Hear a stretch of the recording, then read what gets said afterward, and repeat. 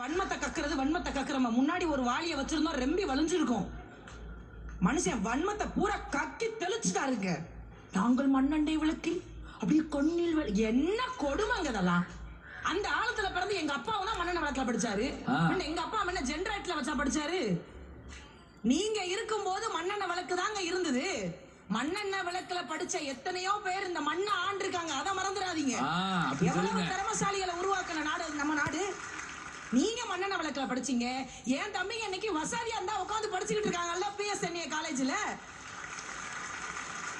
பசங்களை வளர்க்கறதுல என்ன சொமானா மண்ணெண்ணெய் விளக்குல படிச்சோம். இப்ப என்ன உங்களுக்கு சைக்கிள் தானே? இந்த சார் ஒரு சைக்கிள் வாங்கி கொடுத்துருங்க சார். ஒரு சைக்கிளுக்கு நடையா நடந்தாராம். குழந்தைய பார்த்து எப்படிங்க நீங்க சுமைன்னு சொல்றீங்க? எனக்கு அதுவே பெரிய ஆச்சரியமா இருக்கு. குழந்தை என்பது வாரிசுங்க, குழந்தை என்பது பரிசுங்க.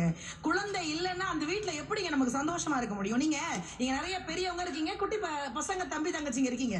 நீங்க குழந்தை பிறந்ததுக்கு அப்புறம் அதை சுகம்னு நினைக்கிறோம்ல, அதுவே கிடையாது. நீ விசாரிச்சு பாருங்களேன், குழந்தை உருவானோடனே சந்தோஷம் வந்துடும். அது வயிற்றுக்குள்ள நமக்கு தெரியாது, கேட்குமா எதுவுமே தெரியாது. ஆனா குழந்தைகிட்ட பேச ஆரம்பிச்சோம் தெரியுமா? உங்க அப்பா இன்னும் வரல அப்படியே குழந்தைகிட்ட பேசுவாங்க. நீ எப்படி என்னென்னமோ பேசுவாங்க. ஐயா உங்ககிட்ட ஒரே ஒரு கேள்வி கேட்கிறேன். உங்கள் முதல் காதலி யாரு? எங்க வீட்டுல வந்திருக்காங்கன்னு தெரிஞ்சுக்கிட்டு இந்த கேள்வியை கேக்குறீங்க. ஐயா உங்கள் முதல் காதலி? எங்க அம்மா. உங்க வயிற்றுக்குள்ள நீங்க அம்மா வயிற்றுக்குள்ள நீங்க இருப்பீங்க. குழந்தை எப்படி பறக்கும்? அது மூக்கு இப்படி இருக்குமா, கண்ணு இப்படி இருக்குமா, கண்ணம் இப்படி இருக்குமா, குரல் இப்படி இருக்குமா, கை இப்படி இருக்குமா அப்படின்னு ஒண்ணுமே தெரியாம இருக்கும் போது கூட ஞான சம்பந்தத்தை முதலில் அப்படி காதலிச்சது உங்க அம்மா தாங்க. அதான் அந்த கரு நின்னதுக்கு அப்புறம் ஒரு சந்தோஷம் வரும் பாருங்க.